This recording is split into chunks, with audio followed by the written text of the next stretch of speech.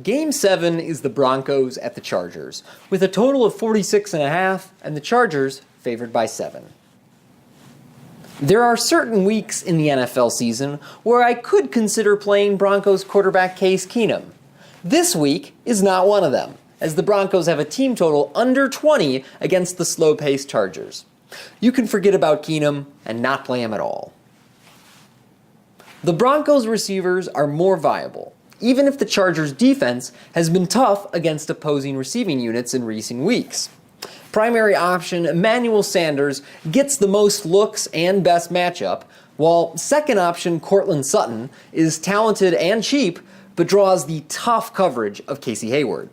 And tight end Jeff Howerman might be absorbing the short targets that used to find Demaryius Thomas before his trade, as he had 10 catches on 11 targets last week. He's extra cheap and likely to benefit from the points per reception format over on DraftKings. Despite the return of Royce Freeman, the Broncos' backfield still belongs to Phillip Lindsay. The Chargers are an average run defense, and the game script is working against him. But Lindsay is talented and cheap enough on both sites that he might pay off his salary on 15 to 20 touches. I'm not looking for reasons to play Lindsay, but I can see why you would.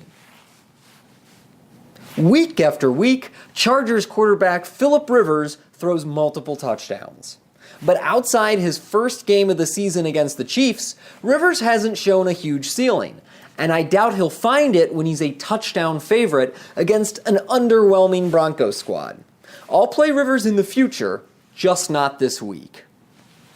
Historically, Chargers receiver Keenan Allen has fared poorly against Broncos top corner Chris Harris, who he'll face for half his routes on Sunday.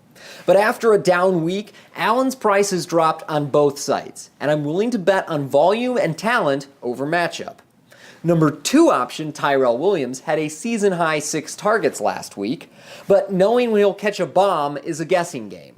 He's way cheaper on DraftKings, so get any exposure to him there. No other pass catcher on the team sees enough volume to warrant playing. Chargers running back Melvin Gordon is always a strong play when the Chargers are heavily favored, but I can see arguments for fading him this week. Gordon faces a Broncos defense that's only allowed 2.5 yards a carry over their last 3 games, and his price is near season high on both sites. I will say that the projection sites favor playing Gordon on FanDuel over DraftKings, but I think he'll be high owned on both, and I'll be underweight on him.